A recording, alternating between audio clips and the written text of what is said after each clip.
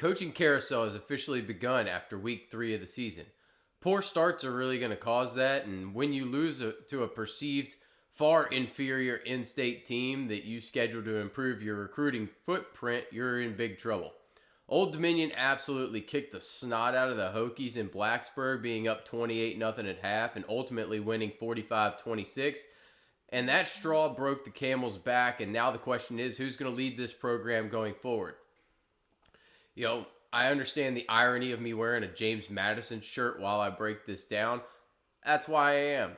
A once proud program that often won 10 games a season under Frank Beamer from 1995 to 2011, their name value outweighed the heights that they reached, never truly being a title contender outside of the Michael Vick era.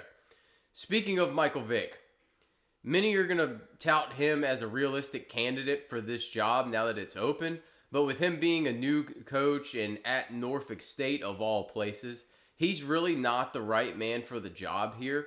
He would bring gravitas and a strong recruiting ability to the Virginia Beach area, because those guys, that's about the only football player's name they know for the most part. I know that because my roommate grew up there in college, and he was literally the only football player he knew. The guy played in the NFL, and he knew two people's names, Michael Vick and Allen Iverson, because they're players that came from there. And that's paramount to their success in the state here, in the recruiting footprint. You know, all of the talent that built those teams came from that area for the most part. It was like a hotbed for recruiting. And it would mean, though, admitting that you're now not a program capable of attracting the quality of coach that the fan base wants. He would be popular with the fan base. He would be hot out the gate as far as those things go. But it's too much of a risk right now. When Deion Sanders got hired, right?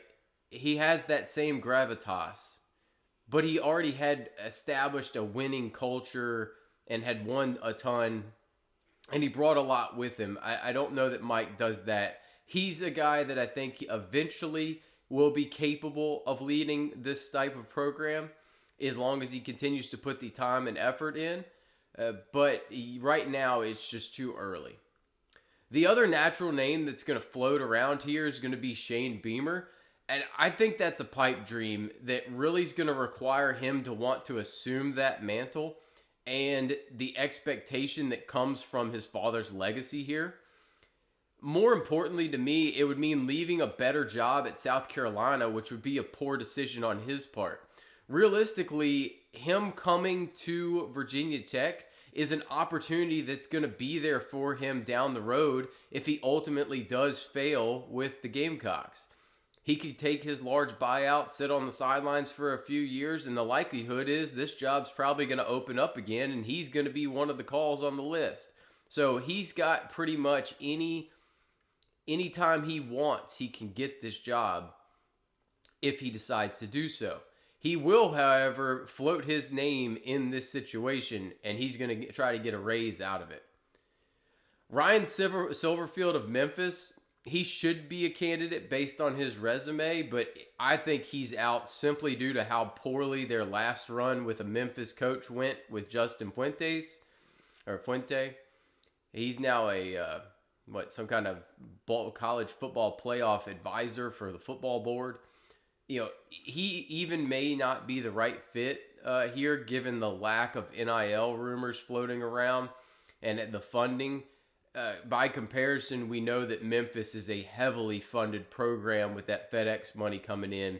So, I mean, there's realistically the shot that Memphis has better NIL than Virginia Tech does. Now, these are the best four guys, I would say, that have a realistic shot. Will Stein from Oregon would be the top offensive-minded offensive coordinator assistant candidate, but he's a West Coast guy, and I think he's more likely to even go to a UCLA or something like that. But I think better jobs open up that Will Stein would be able to get. No offense. You know, top of leading off here, Alex Golesh of South Florida. Golesh is sure to be a hot name on the market right now after those wins against Boise and Florida to begin the season. I know he took a beating against Miami, but that's not unexpected. His offenses have been highly successful throughout his career, and with the fact that Byron Brown, his quarterback, has one more year of eligibility, he could choose to follow his coach to his next stop, giving that team a dynamic playmaker back there in year one to get them off to a good start.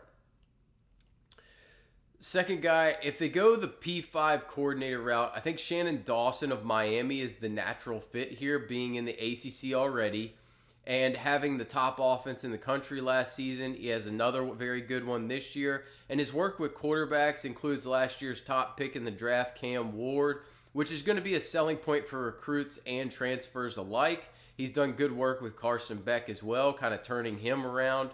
Is this a spot which he will want to take his shot given his success so far? I personally think he could do better, and similar to Golesh, I think this is a program that has deep roots and pride with playing defense and special teams. So going the offensive route is not the most likely outcome. They need to find their Michigan man style system. And that is going to hang their hard hat on defense and special teams. So the two defensive guys that I want to bring up. Number 3, it's going to pay me to say this. I'm wearing the shirt. Bob Chesney of JMU. He's a great fit for the job as a younger, at 48, successful, personable, winning coach. He's doing it right up the road. Chesney built his name by having tough teams that played good defense and excelled on special teams. I know a big selling point of him to the university was him breaking down special teams, and that was how intricate he was and detailed he was.